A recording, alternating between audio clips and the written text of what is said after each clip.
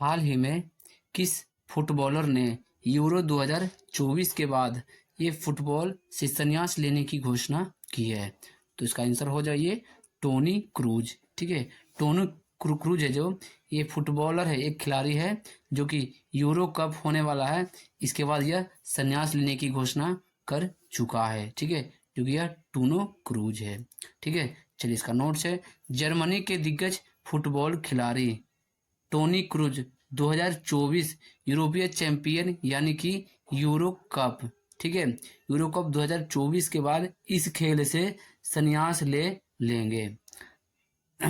Real Madrid ने बताया है कि 34 साल के क्रूज ने यूरो 2024 के बाद ये पेशेवर फुटबॉलर को समाप्त करने का फैसला लिया है। ठीक है, चलिए अगला में आ जाते हैं। नमस्कार दोस्तों आज की इस वीडियो में मैं आप सभी को आज का महत्वपूर्ण करंट अफेयर बताने जा रहा हूं। 30 मई 2024 का यह करंट अफेयर क्वेश्चन है। रेलवे, एसएससी या कोई भी स्टेट लेवल या अदर कंपटीशन एग्जाम के लिए यह करंट अफेयर बहुत ही महत्वपूर्ण है, तो वीडियो को स्किप नहीं कीजिएगा और वीडियो को अंत तक देखिएगा। आपने अभी तक अभिकृत स्टडी पॉइंट को आप सब्सक्राइब नहीं किया तो अभिकृत स्टडी पॉइंट को आप सब्सक्राइब कर लीजिए। चलिए वीडियो को शुरू करते हैं बिना किसी देरी के। पहला नंबर एक क्वेश्चन है, ठीक है, आज का करंट अफेयर का। हाल ही में आई आरबीआई रिपोर्ट के अनुसार वित्त वर्ष 2024 में भारत का शुद्ध एफडीआई कितने प्रतिशत घटा है? ठीक है, तो इसका आंसर हो जाइए 62%। ठीक है, 62% है जो एफडीआई में यह घाटा हुआ है भारत की। ठीक है, वो वित्त वर्ष 2024 में, ये आरबीआई के रिपोर्ट के अनुसार। चलिए इसका नोट्स देख लेते हैं। भारत में शुद्ध विदेशी प्रत्यक्ष निवेश यानी कि एफडीआई में वित्तीय वर्ष 23-24 फाइनेंशियल ईयर 24 हो गया, जिसमें 62.17% की उल्लेखनीय कमी देखी गई है, जो पिछले वर्ष के 27.98 बिलियन डॉलर से घटकर ये 10.58 बिलियन डॉलर हो गई है। ठीक है, इस गिरावट का मुख्य कारण है पूंजी की स्वदेशी व्यापार में वृद्धि और भारतीय कंपनियों का विदेश में निवेश। ठीक है, इसी कारण यह घाटा देखने को मिला है इस वर्ष। ठीक है, चलिए अगला क्वेश्चन में आ जाते हैं। अगला नंबर एक क्वेश्चन है, हाल ही में किस फुटबॉलर ने यूरो 2024 के बाद फुटबॉल से संन्यास लेने की घोषणा की है? तो इसका आंसर हो जाइए टोनी क्रूज। ठीक है, टोनी क्रूज है जो यह एक फुटबॉलर खिलाड़ी है जो कि यूरो कप के बाद यह संन्यास ले लेगा। ठीक है, चलिए इसका नोट्स देख लेते हैं।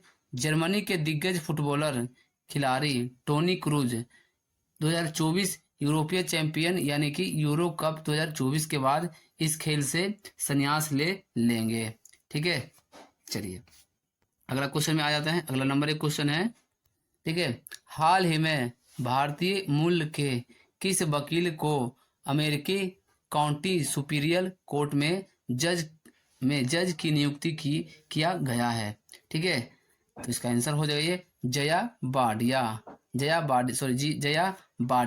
ठीक है, जया बाडिगा है जो ये मूल भारतीय हैं जो कि अमेरिकी काउंटी सुपीरियर कोर्ट में ये जज के पद पर नियुक्त किया गया है। ठीक है, चलिए इसका नोट्स देख लेते हैं। भारतीय अमेरिका वकील जया बाडिगा को, ठीक है, अमेरिका के कैलिफोर्निया में ये सैक्रामेंटो काउंटी सुपीरियर कोर्ट में न्यायाधीश नियुक्ति किया गया है। कैलिफोर्निया के गवर्नर गेविन न्यूसोम ने ये बाडिगा की नियुक्ति की है। ठीक है, ये बाडिगा की जो नियुक्ति किया गया है, ये कैलिफोर्निया के गवर्नर कौन है? तो ये हो गया गेविन न्यूसोम। ठीक है, गेविन न्यूसोम है जो ये कैलिफोर्निया के गवर्नर हैं, इन्होंने बाडिगा को नियुक्ति किया है। ठीक है, चलिए अगला क्वेश्चन में आ जाते हैं। अगला नंबर एक क्वेश्चन है, हाल ही में चक्रवात रेमल का सबसे बड़ा अधिक प्रभाव किस राज्य में पड़ा है? तो इसका आंसर हो जाइए पश्चिम बंगाल। ठीक है, ये रेमल एक चक्रवात है जो कि सबसे अधिक प्रभाव जो हुआ है ये पश्चिम बंगाल राज्य में हुआ है। चलिए इसका नोट्स है, पश्चिम बंगाल में चक्रवात तूफान रेमल की वजह से तबाही का संकट छाया हुआ है। एक तरफ देश में जहां गर्मी की वजह से लोगों की मौतें होने की खबर सामने आ रही है, वही साइक्लोन की वजह से करीब 8 लाख लोगों को सुरक्षित स्थानों पर पहुंचाया गया है। ठीक है, चलिए अगला क्वेश्चन में आ जाते हैं। अगला नंबर एक क्वेश्चन है दोस्तों, अंत तक बने रहिएगा। हम आपको लास्ट में आज का जो दिवस है और 30 मई के जितने भी महत्वपूर्ण इतिहास पॉइंट है आपको लास्ट में आपको बताएंगे। ठीक है, चलिए अगला क्वेश्चन में आ जाते हैं। हाल ही में किस देश ने ASMPA super sonic cruise missile का सफल परीक्षण किया है? तो इसका आंसर हो जाइए फ्रांस। ठीक है, फ्रांस से जो ये सुपर सोनिक क्रूज मिसाइल का सफल परीक्षण किया है फ्रांस ने। चलिए इसका नोट्स देख लेते हैं। नोट से, फ्रांस ने हवा से सतह में मार करने वाली न्यूक्लियर क्रूज मिसाइल का सफल परीक्षण किया है। बिना पेलोड के इस मिसाइल को फ्रांस ने राफेल फाइटर जेट पर रखकर ये सफलतापूर्वक लॉन्च किया है। परमाणु हथियार ले जाने में सक्षम ये मिसाइल 500 किलोमीटर की दूरी पर दुश्मनों को निशाना बना सकती है। ठीक है, ये जो मिसाइल है जो ये 500 किलोमीटर तक जो ये दुश्मनों को यह निशाना बना सकता है। ठीक है, जो कि यह सुपरसोनिक क्रूज यह मिसाइल है। ठीक है, चलिए अगला क्वेश्चन में आ जाते हैं। अगला नंबर एक क्वेश्चन है, हाल ही में धोखाधड़ी की रोकथाम के लिए ये स्विगी ने किसके साथ साझेदारी की है? तो इसका आंसर हो जाइए शील्ड। ठीक है, ये स्विगी ने शील्ड के साथ ये साझेदारी की है धोखाधड़ी की रोकथाम के लिए। ठीक है, चलिए इसका नोट्स है, स्विगी ने अपने डिलीवरी पार्टनर इकोसिस्टम में धोखाधड़ी की रोकथाम बढ़ाने और प्रोमो दुरुपयोग का पता लगाने के लिए शील्ड के साथ साझेदारी की है।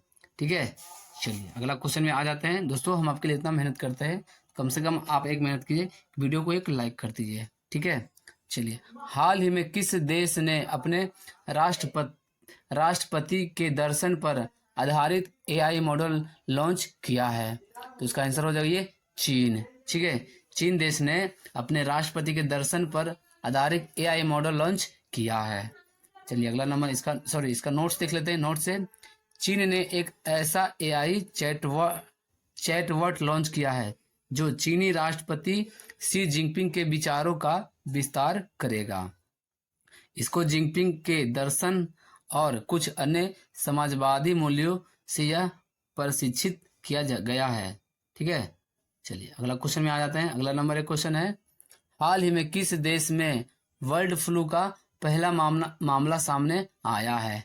ठीक है, यानी कि पहला मामला पाया गया है। तो इसका आंसर हो जाइए ऑस्ट्रेलिया। ठीक है, ऑस्ट्रेलिया में बर्ड फ्लू का ये पहला मामला जो है यह सामने आया है। चलिए इसका नोट देख लेते हैं।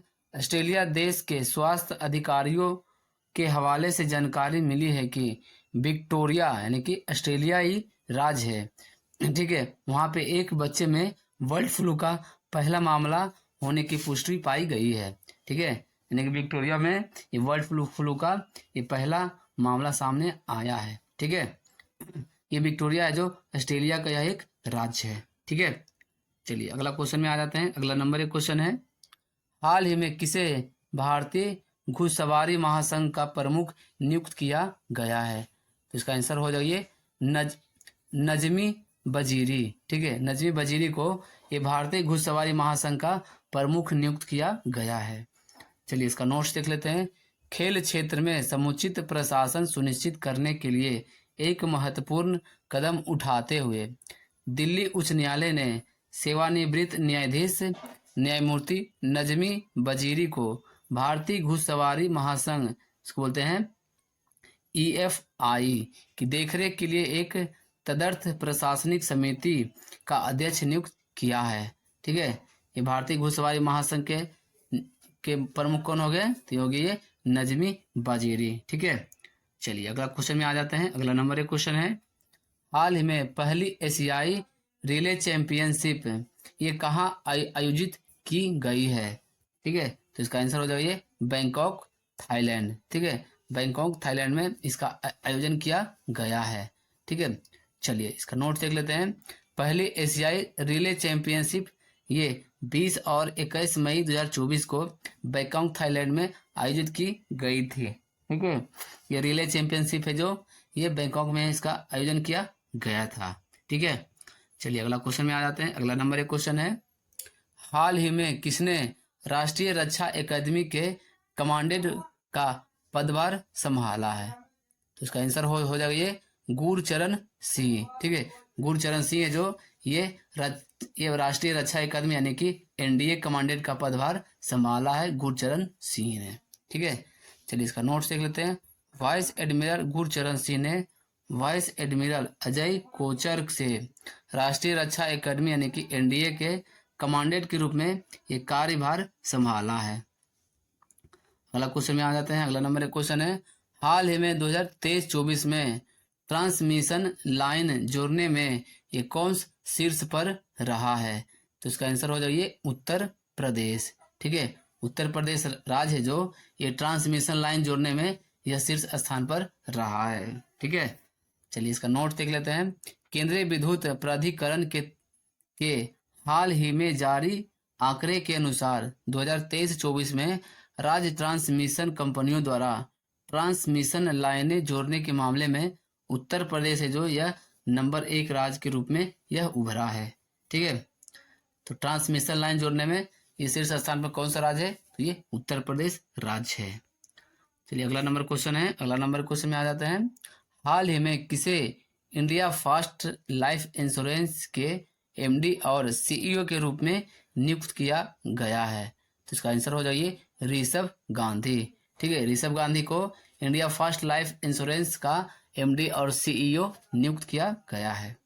चलिए इसका नोट्स है, इंडिया फर्स्ट लाइफ इंश्योरेंस के बोर्ड ने वर्तमान में उप मुख्य कार्यकारी अधिकारी ऋषभ गांधी को प्रबंधक निदेशक और मुख्य कार्यकारी अधिकारी जिसको बोलते हैं एमडी और सीईओ के पद पर नियुक्ति करने की मंजूरी दे दी है।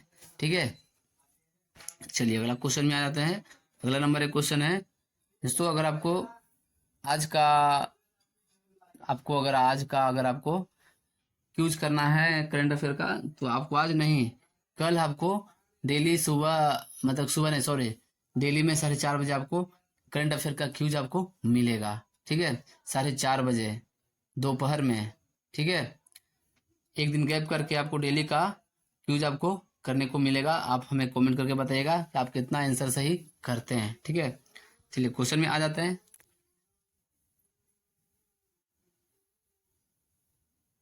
क्वेश्चन में आ जाते हैं। क्वेश्चन नंबर यह है, ठीक है, हाल ही में किसने सोनी पिक्चर्स नेटवर्क लिमिटेड के एमडी और सीईओ पद से इस्तीफा दे दिया है?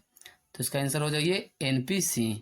ठीक है, एनपी सिंह है जो ये सोनी पिक्चर्स नेटवर्क में या एमडी और सीईओ पद पर थे, वह इस्तीफा दे दिया है। ठीक है, चलिए इसका नोट्स देख लेते हैं। सिंह ने एमडी और सीईओ पद से इस्तीफा देने की घोषणा की है। उन्होंने महत्वपूर्ण उपलब्धियां हासिल करने और सामाजिक परिवर्तन तथा सलाहकार भूमिकाओं पर ध्यान केंद्रित करने की इच्छा का हवाला दिया है। इसी वजह से वह इस पद से इस्तीफा दे दिया है। ठीक है, चलिए अगला क्वेश्चन में आ जाते हैं। अगला नंबर एक क्वेश्चन है, ठीक है, भारत में हिंदी पत्रकारिता दिवस के रूप में किस तारीख को मनाया जाता है? तो इसका आंसर हो जाइए 30 मई को। ठीक है, 30 मई को प्रत्येक वर्ष भारत में हिंदी पत्रकारिता दिवस के रूप में मनाया जाता है, 30 मई को। चलिए इसका नोट देख लेते हैं। दरअसल देश में हिंदी भाषा में उदंत मार्तंड के नाम पर पहला समाचार पत्र 30 मई 1826 को मतलब 30 मई 1826 को ही छापा गया था। ठीक है, इसलिए इसी तारीख को हिंदी पत्रकारिता दिवस के रूप में मनाया जाता है। ठीक है, तो हिंदी पत्रकारिता दिवस मनाया जाता है 30 मई को। क्यों मनाया जाता है? क्योंकि 1826 में ही आज ही के दिन यह छापा गया था। ठीक है, वो भी हिंदी भाषा में। इसका नाम था उदंत मार्तंड। ठीक है, चलिए अगला क्वेश्चन में आ जाते हैं। तो दोस्तों अब आपको आज बता रहे हैं ये 30 मई का कुछ इतिहास पॉइंट है। ठीक है, चलिए 30 मई 1981, ठीक है, आज ही के दिन बांग्लादेश के राष्ट्रपति जिया उर रहमान और उनके 8 सहयोगियों की हत्या। देश में आपातकाल लागू हुआ था। ठीक है, आज ही के दिन 1981 में बांग्लादेश के जो राष्ट्रपति थे जिया उर रहमान और उनके 8 सहयोगियों को हत्या कर दिया गया था और उसी समय से आपातकाल लागू हो गया था। ठीक है, चलिए अगला में आ जाते हैं। 1987 गोवा को राज्य का दर्जा मिला। गोवा है जो भारत का 26वां राज्य बना था। ठीक है, आज ही के दिन यानी कि 30 मई को ही 1987 में गोवा है जो भारत का एक राज्य का दर्जा दिया गया था। गोवा है जो भारत का ये 26वां राज्य बना था आज ही के दिन। ठीक है, अगला है 1998 पाकिस्तान ने छठा परमाणु परीक्षण किया था। आज ही के दिन यानी कि 30 मई 1998 को पाकिस्तान ने छठा परमाणु परीक्षण किया था। अगला है 2003 नेपाल के कार्यवाहक प्रधानमंत्री लोकेंद्र बहादुर चंद ने इस्तीफा दे दिया था। आज ही के दिन ये नेपाल के कार्यवाहक जो प्रधानमंत्री थे लोकेंद्र बहादुर चंद, वह इस्तीफा दे दिया था आज ही के दिन। अगला है 2008 अफगानिस्तान में एक जिले पर तालिबान ने कब्जा किया था। ठीक है, 2008 में आज ही के दिन 2008 में अफगानिस्तान में एक जिले में तालिबान ने कब्जा कर लिया था। अगला है 2012 विश्वनाथ आनंद 5वीं बार विश्व शतरंज चैंपियन बने थे। ठीक है, आज ही के दिन विश्वनाथ आनंद ने आज ही के दिन 2012 में पांचवी बार विश्व शतरंज चैंपियन बने थे। ठीक है, चलिए तो दोस्तों आज हमने आप सभी को आज का महत्वपूर्ण करंट अफेयर इस वीडियो में आपको बताए हैं। अगर आपको वीडियो अच्छा लगा होगा तो वीडियो को लाइक कीजिए, कमेंट करके बताइए कि आज का बेस्ट क्वेश्चन कौन सा रहा। इस वीडियो को अपने दोस्तों के साथ शेयर कर दीजिए। अभी तक आपने अभिज्ञता स्टडी पॉइंट को आप सब्सक्राइब नहीं किया तो चैनल को सब्सक्राइब कर लिए। चलिए मिलते हैं फिर अगले वीडियो में।